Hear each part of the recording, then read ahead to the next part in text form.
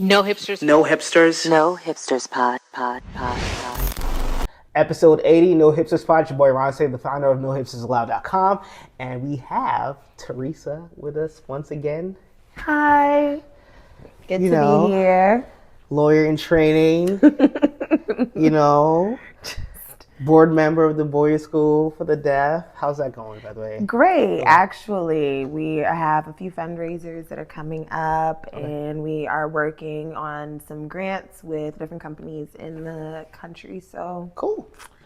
very excited about the summer. Lots of work to do. So we have a lot to talk about, and it's mainly around one topic. Usually I come into all these different topics, but this week we're really going to focus on one thing in particular, and it's something that we talked about on the last episode, not knowing it was going to come back into the news, and this is Amanda Seales and all the conversations around her being liked or disliked.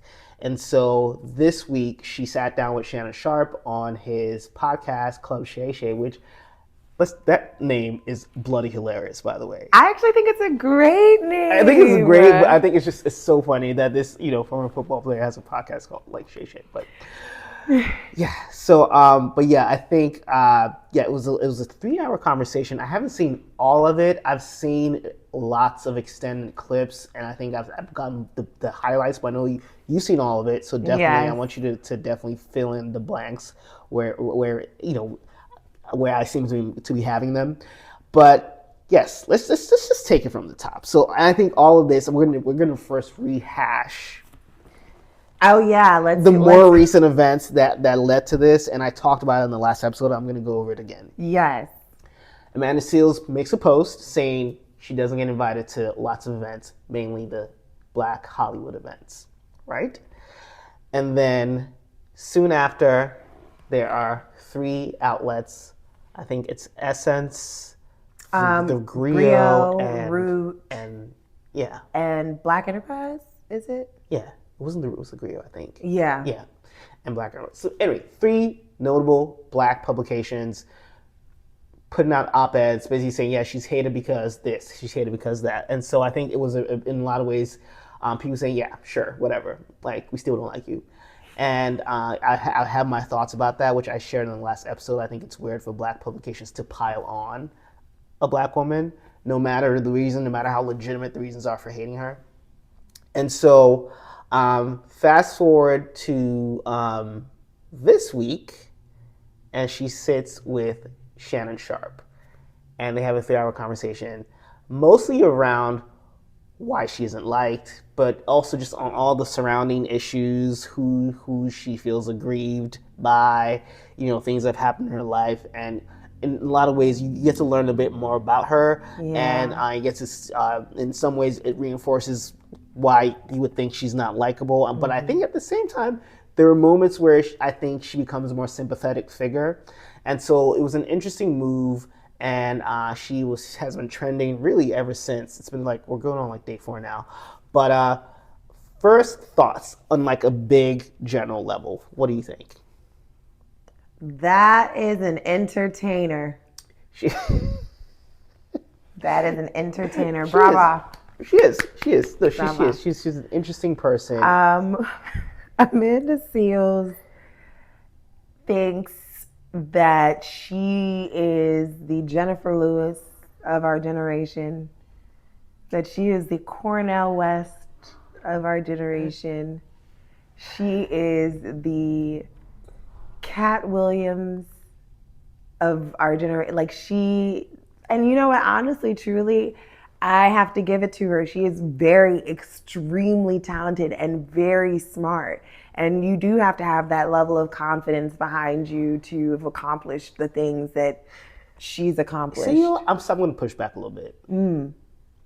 I don't think she's stupid, per se.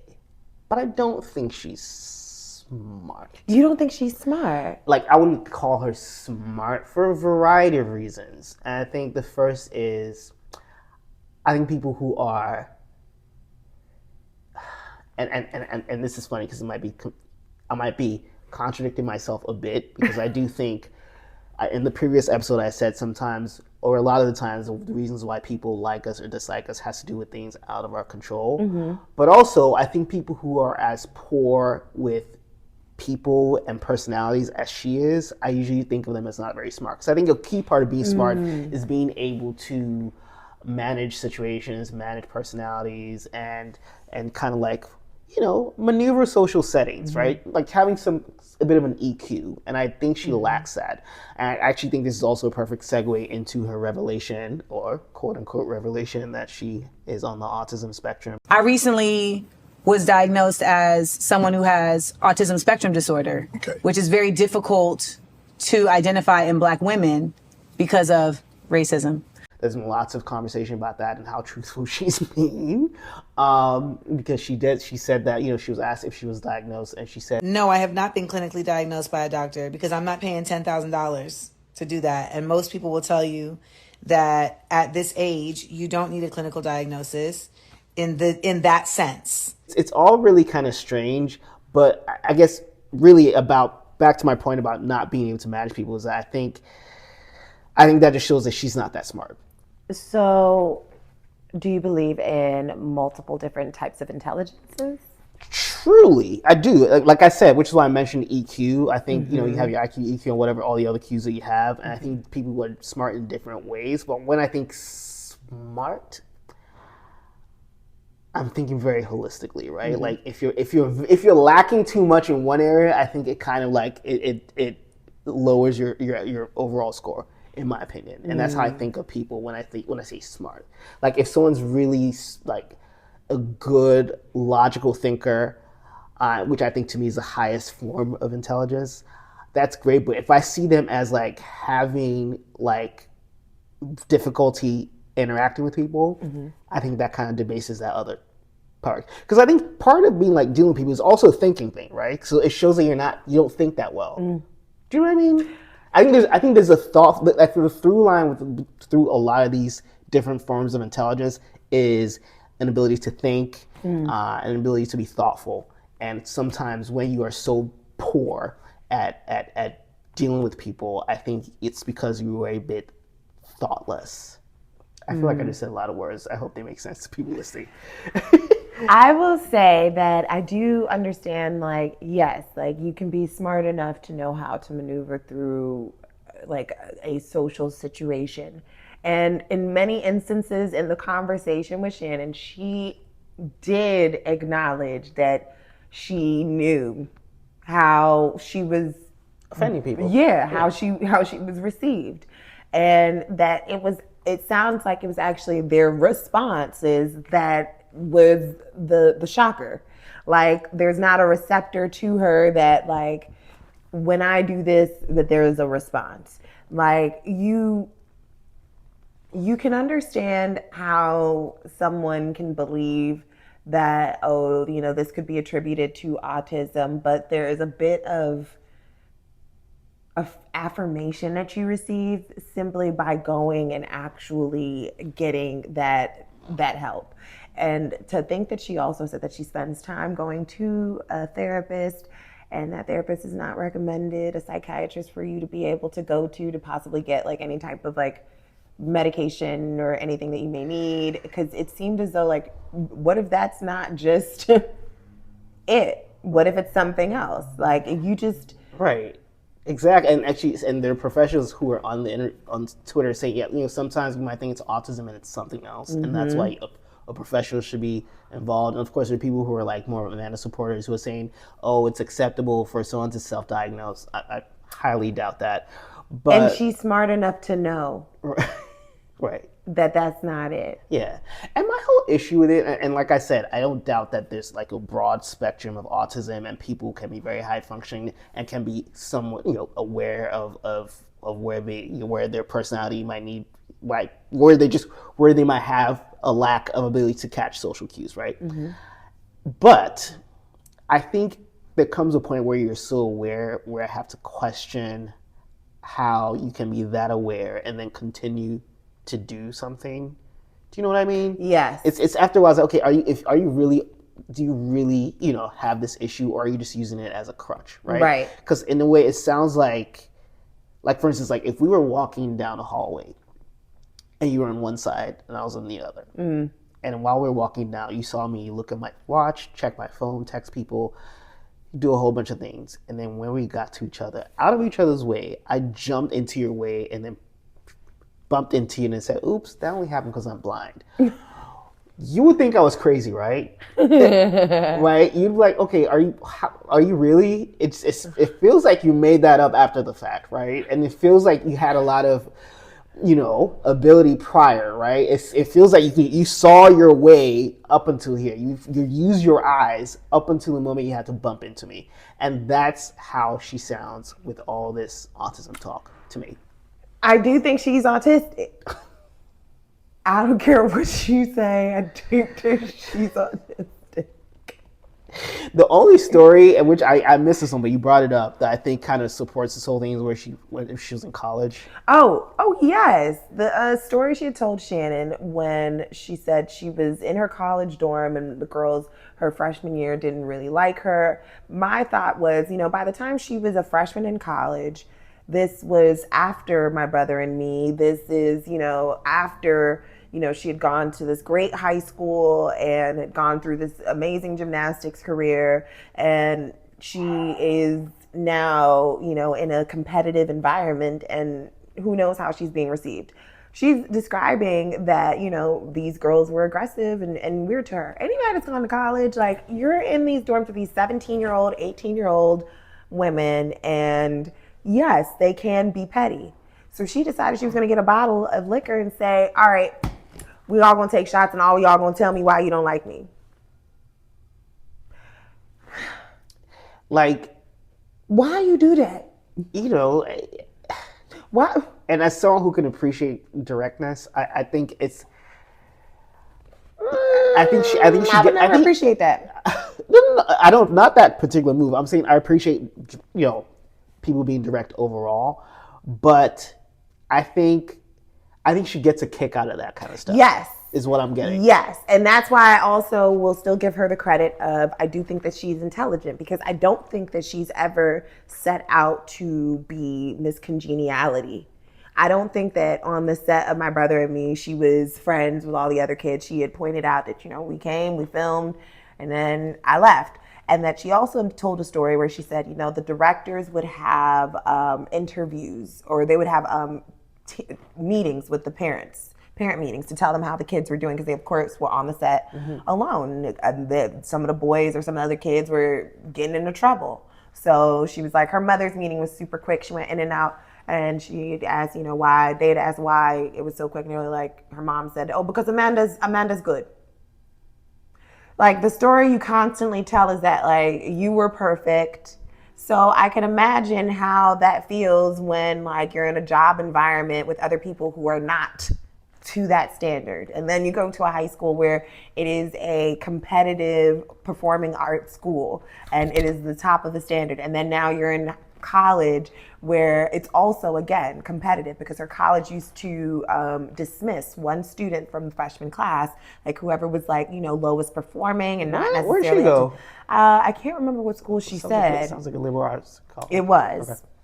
I cannot remember. Oh gosh, and I do know this, but it was like a Juilliard style school. Yeah, sounds and so it was one of those schools where it was like, yeah, if you're not top of the line, then they cut you.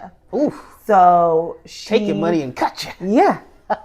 So she is in these competitive environments, and then you're like, well, why don't you like me? Right. Like, please don't make me punch you in your face. Don't be weird about it. Yeah, we're not gonna punch anyone, but yes, yeah. I mean, okay. Teresa. Okay. So, fine. Right. But like, to ask people that in like this big public setting, like she was getting this feedback and you have zero intent of actually applying any of the feedback. And it shows that she's been getting it for a long time. Yes. So it she's seems now, what, like you're 42? agitating people Yeah. because it's like now you're making it seem like, oh, like you care why or what you're doing that's annoying. Like imagine somebody like every day doing something to piss you off and then they're like, but what is it? And you're like, it's this. And the next day they're still doing it. You're still being annoying Right. to these Yeah. people. And maybe it's things that you can't control, like, oh yes, your past accomplishments or the fact that you come off a bit haughty. Right. She said that word. She used that word. Maybe I'm too haughty. Too haughty. You know, it's just, I don't know. She's very, listen, I'll say this. I'll say overall, I think the interview was an excellent PR move.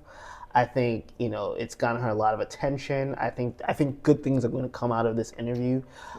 She's been trending for, I think, ever since. And I think she, in a lot of ways, gained some new fans. I think she was able to buy some sympathy through this interview. Because I think, you know, after a while, if you pile on people too much, some people are going to start to feel a bit sorry. A lot of people. Yeah, so I swear. Like my brother's girlfriend literally said, like, we need to protect Amanda Seales. Right, and I was like, girl. No, From really, who? really, because you know, it made her a more sympathetic figure. And don't get me wrong, I still think she's problematic in a lot of ways. But there's a part of me that after a while, I was like, all right, guys, I think the hatred is a little too much. I've always thought that the hatred of Amanda Seales is a little bit disproportionate to anything they said that she's done. You know, I think the worst of anything she's done is really the Samaria Rice situation. What did she say about her exactly? So Samaria Rice is Tamir Rice's mother. Yes.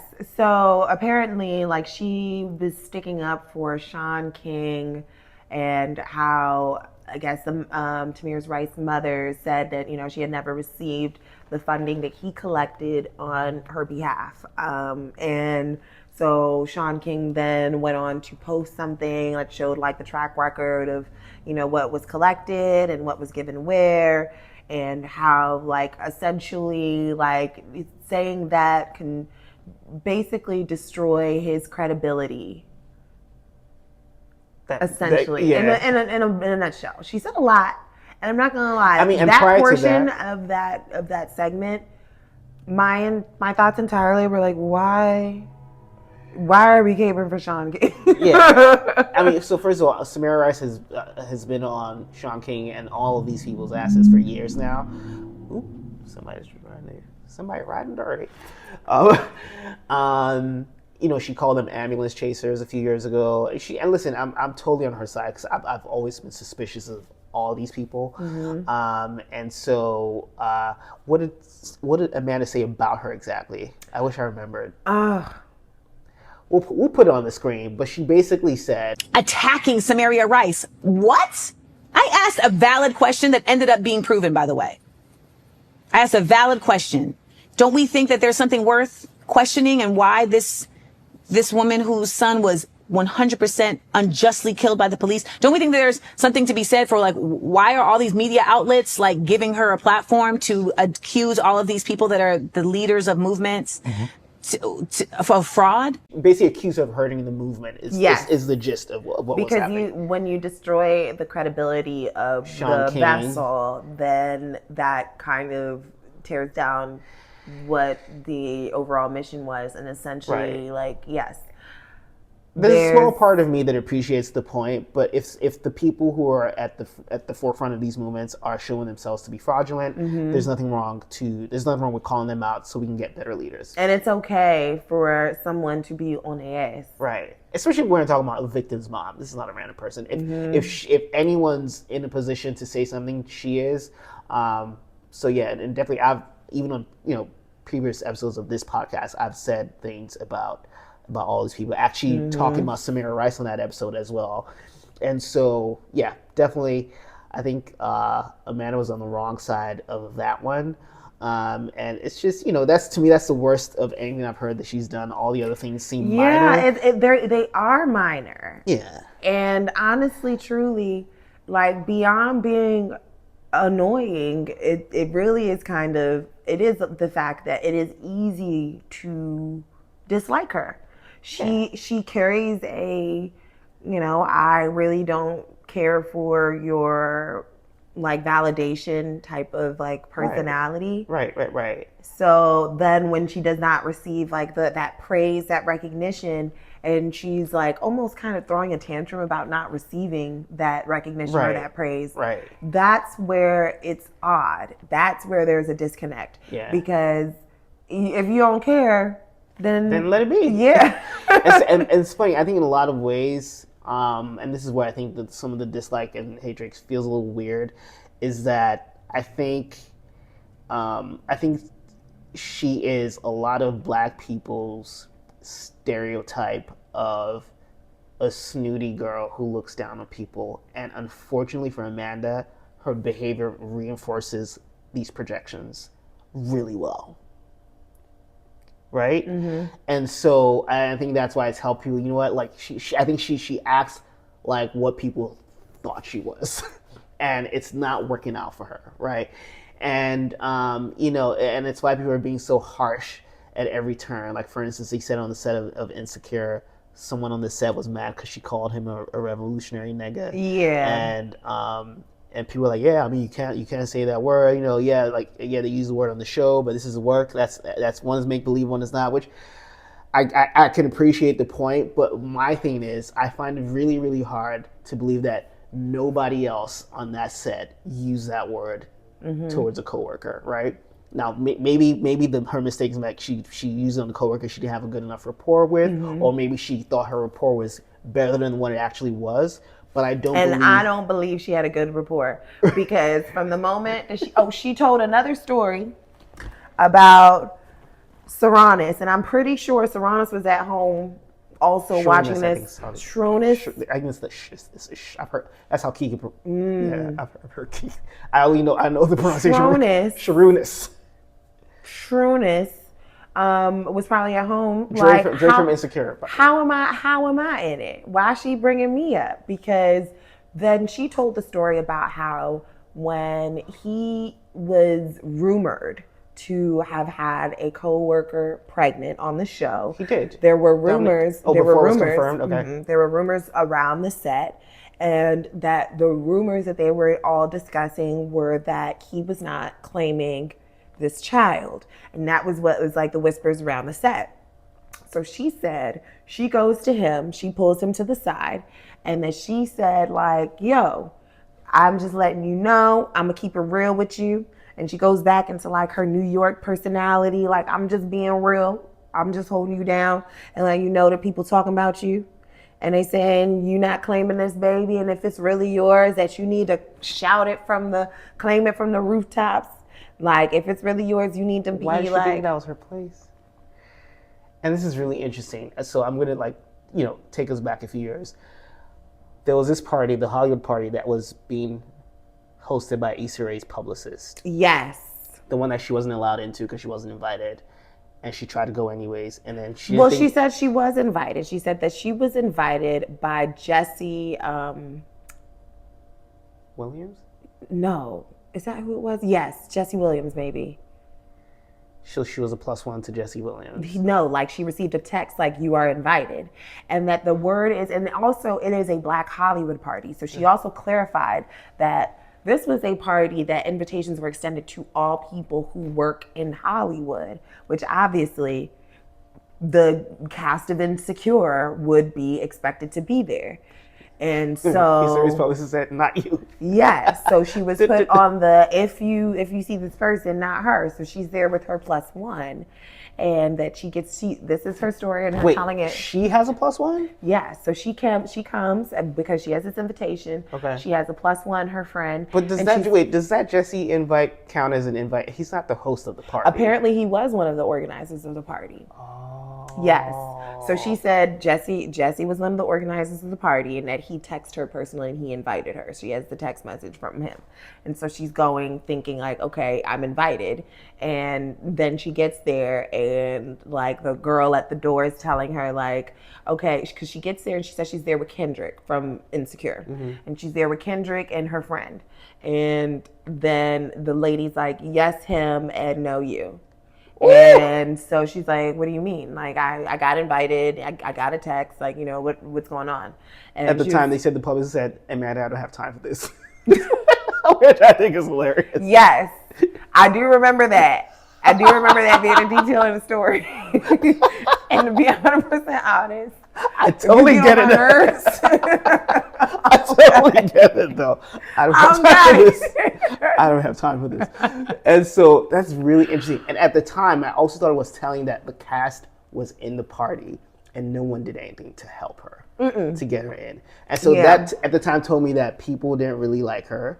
And I remember at the time, Sharunas tweeted, that's what you get for treating people badly, but now we know that he's not a credible person because of everything we know about him now and his family.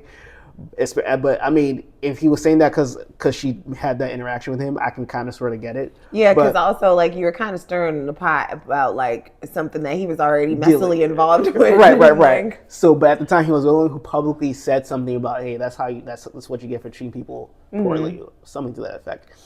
And so her not being led in the party to me said a lot. And in the interview with Shannon,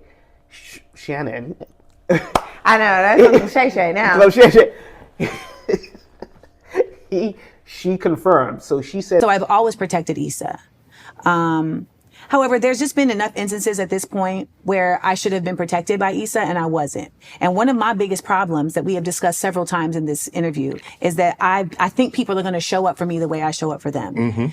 And now it's at a point where my protecting of Issa has become turned on to me and something that people are using against me. There's a whole narrative that is completely false that people keep spinning. They keep saying, that I'm this mean girl on this set, that I harmed these people on this set. I just want to point out something very basic. How can I be a mean girl on a set that ain't my set? She feels like Issa hasn't been protecting her, and I think that incident. I concur. I would have to agree, right? And so she reveals that at some point she felt like there was a distance between her and Issa Rae, and that Issa Rae. Well, I think she invited Issa Rae to dinner. And at the end of season 1, I pulled Issa aside. After this, I said, "Can we go to dinner? I want to take you to dinner."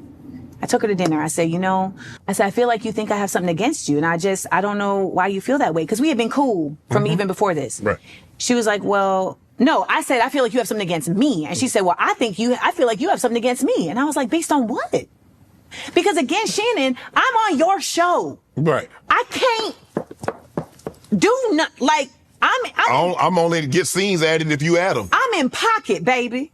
I can't do nothing. So I said, "Well, why?" She said, "Well, I guess I was looking at you like your character." Am I that good of an actress? She wrote the character, bro. Which goes back to the point I was making earlier in this conversation, that I think she fits that stereotype people have of her very, very well, and it's not helping. Yeah, right? She people think she's snooty, and she is, and in a lot of ways she is though. Yeah. At least she seems that way. Like nobody had asked anything about like who she dated, and she was like, "Oh, I dated Pusha T. I dated." She was like, like I dated Lupe Fiasco. Oh, I dated the director. Like, it was kind of like I'm mixing and mingling in these circles. Queen Latifah stood up for me. And it's like, you can tell that this person heavily leans on, like, I'm up here. Okay. That's what that sounds like to me. Okay. Because especially when that information is offered unsolicited. Like, it's arbitrary information. Like, it didn't really provide much context to what we were discussing. Like, if you were pointing it out to say, like, I studied hip hop and these were who mentored me. Like, that's different. It's like it's low key name dropping. I get what you mean. Like, but I don't think that knowledge is transferable through dick. So it's like you mentioned it in the context of I was a MTV VJ and. That's not how that works. But like back to Issa, right? And that relationship, I think I think after that, and this is where I think the interview is great. I think that's a moment where you start to feel sorry for Amanda, and it's just wonder why Issa didn't do more. Maybe there's more to the story that we don't know about. And it also, like, back to the point I was talking about her calling someone the revolutionary nigga. To me, that apparently that became an issue on the set, and I feel like this is how people like enforce rules differently, like based on who they like or don't like. And I think that's what's happening to her between like But that she incident. knew that. She knows that. She's smart enough to know that. I wouldn't have known. I wouldn't have guessed that they would try to use something like that on that set, on a show where they use that word that often. I just don't believe that no one else is using that word at all. But that's another story that I think is one you can sympathize with her for. I think. But let's take it all back a little bit, and let's tie it up with a lot of this dislike. Yes, I think she's annoying. I think she behaves in ways that are just unreasonable at times. But like I said, I think she enforces a lot of stereotypes, reinforces stereotypes the way she behaves, and so people's projections feel like, see, I told you so. I knew she'd be like that. But I think a lot of the reason why the hatred comes out weird and why it's so disproportionate is I think some of the reasons why people don't like Amanda Seales are reasons that are probably too embarrassing to admit to. Mm-hmm. Can you appreciate the point I'm making here? Yes. Where it's like, if she didn't look a certain way, I think some people might find it easier to have sympathy for her. Maybe might not hate her so much. Because, and I have to point to this particular tweet, and it's by the Twitter user written by Hannah. She's kind of popular. Mm-hmm. And she called Amanda Seales out, and then it's with thread of tweets, and one of them says, "Y'all just caper her because she's loud and light skinned." And to me, that was like, I feel like that has Correct. I've always Correct. suspected. But that tweet in particular felt like a revelation, and it always feels like it's like the elephant in the room that we don't quite want to talk about. Because who wants to justify any "they hate me because I'm light skinned" tropes, right? Who really wants to do that? Not me, right? Because it's corny when people do that. Oh, they hate me because I'm light skinned, right? Which Beyonce used to do that at some point in her career. She used to say that that's why kids hated her in school. And so, who wants to say, yeah, they're right when they say shit like that? But it really does feel like that's part of it. I've definitely witnessed it, and I think we all have within the Black community. We've witnessed, someone who was kind of treated a certain kind of way because, they were getting different level of attention. And so to some degree, like, that has happened. Is that the main thing? No. I don't think so. I think it definitely... It just makes it easier. It makes it easier. Yeah, it makes it easier. And it makes it easier. It makes people just want to just like, all right, whatever. Like, she deserves it. It's like the thing when people what's that thing they say? Oh, you have a punchable face. we need to get away from this. Listen, you have a punchable face. When somebody says like you have a punchable face, it's like, I don't know what it is about you. I don't like it. Before I've even done a deep dive, I'm good. Yeah. It's unfortunate, and ultimately, we're not saying that being light skinned is a disadvantage in America, because it is. She probably wouldn't have the career she has if she was dark skinned. Yeah, but like and I'm just not saying that she's not talented. But to whom much is given, much is tested. Like, it's like, you're gonna also have haters. So like in real life, though, there are people who actually just legitimately were like, I already had like you not checked off because like, oh, you're light skinned and you're loud. And then you were annoying, and I was like, okay, yes. There you go. So, and then you're always in some bullshit. Okay, yes. Right. And then you ended up being messy. Okay, right. You just giving people the ammo. Yeah, talking about some take a shot and then tell me why you don't like me. Okay, here we go. It's really unfortunate, but yeah. I'm glad we got to hit that one, because I really feel like it's been there and no one wants to kind of talk about it, but it's staring you right in your face though. Yeah. If you look at the conversations around her, and I had to screenshot that tweet, because like, there it is. There it is. It's there. It's just always when they talk, it's like, it's just like, there's something else here. But at the end of the day, like, I can only feel so bad for Amanda. Like, yes, I do believe that Issa could have shut that whole entire thing down when she was not let into that party. She could have went right to that door and been like, no, this is my employee. We're all in here having a good time. And this is not time or place for this. Right. And that because she kept riding that I want to stay out of it boat, which to me to me, in my mind, what that signified was that, like, That's not your friend. It's not her friend, and that she did make it clear that Issa's about her bag. The way that she's trying to be revolutionary is just a different pathway from how she's going. But like, yeah, if she's here closing the wealth gap for the race, then like excellent. And at the end of the day, if she feels like her association or any closer association with her employee may possibly jeopardize that, then it's understandable for her to want to, make it clear multiple times. Just get in the way of the bag. Right. And you can imagine what private conversations were had between Issa and her manager, where Issa might have been venting to the manager about, okay, this is exhausting dealing with all of this with Amanda. Yeah. So, like, I can imagine that the manager probably was also harboring feelings about, interactions she's had with Amanda. And, was it the manager or the publicist? Oh, the publicist, excuse me. And do we know the genesis of that beef? No, we do not. I'm keen, like, cause that publicist is committed. She's committed. Cause like you and not you. That's hilarious. But she just like me. From what Amanda.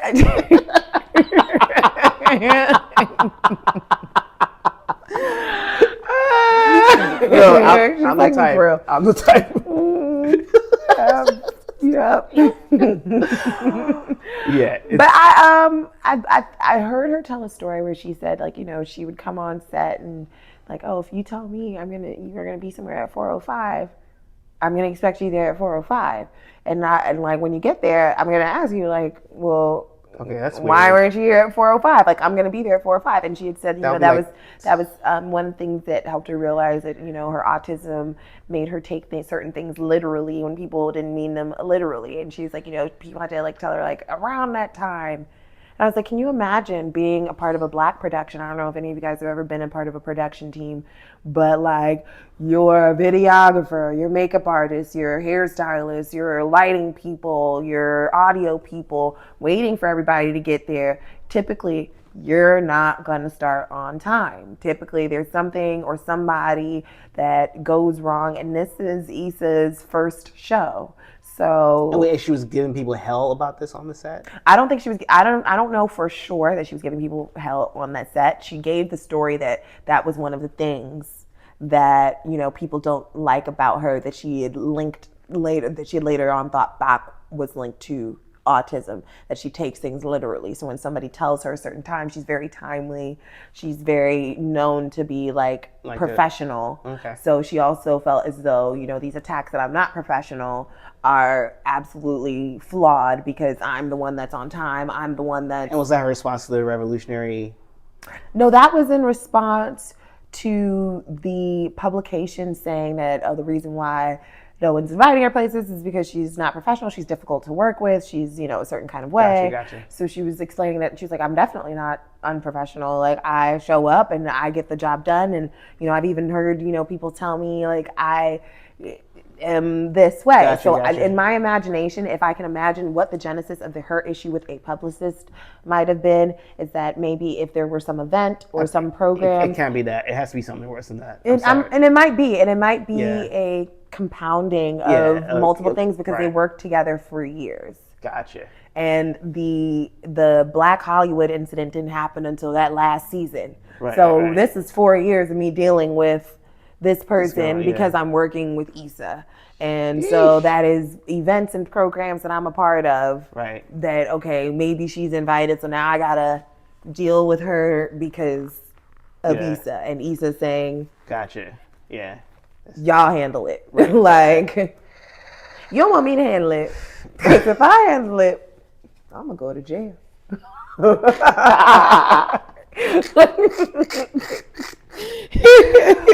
Anyway, we can go on forever, but I think I thought the interview with Shannon Sharpe I think was entertaining. I think it was a net positive for Amanda, and we'll leave it at that.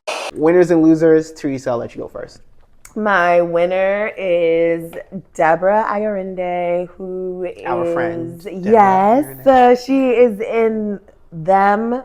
They have their second season out, And it is amazing. I don't know if anyone has already seen it, but binge watch it on Amazon Prime. And yeah, the first season was really good, and it's been a few years since the first season, but it is, I guess, taking on like this anthology thing where it's just different themes.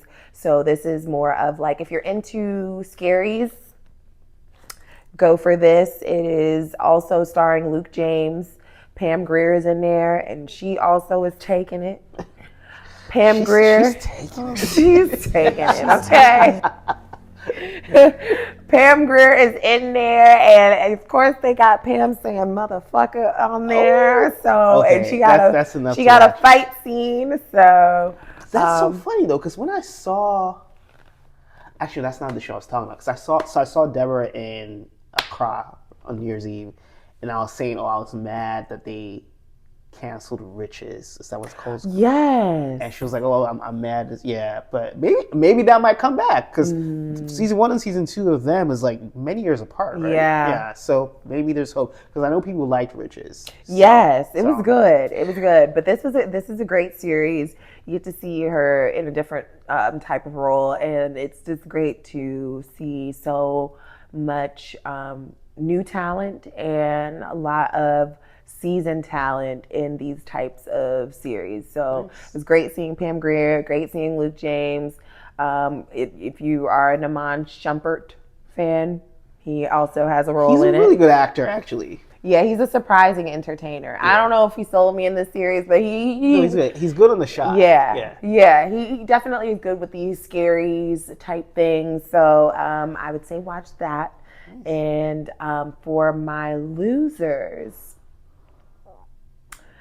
I would have to say, is as much as I just talked about how this interview was great, my loser is Shannon Sharpe. Oh, that's fair. Yeah, absolutely. So the reason why Shannon Sharpe is my loser is because I completely understand why Amanda took the interview and decided to use this platform, particularly because of what audience this platform caters to. It's easy to look smart when the person across from you is not your peer. Yeah. They're not your mates. Yeah. I get it. But I also feel as though she understands that, going into doing another comedy tour and really pouring into this comedy thing, because she did mention a lot of times, she was like, I'm funny as hell. She really tried to. She's not that funny. She's funny. I would say, someone was like dragging her on Twitter the other day, saying that she's not funny at all. I don't think that's true. I think she's okay. I do. She's okay. She's okay. I've cracked a smile. I've cracked a smile. Yeah. And sometimes that's all you need. How many of these stand-up comedians are really that funny? Yeah, no, you're right. And the thing is, I'm not saying that, she should be booed off the stage. I don't think so. Yeah. I definitely think she did better with comedy than with flowetry.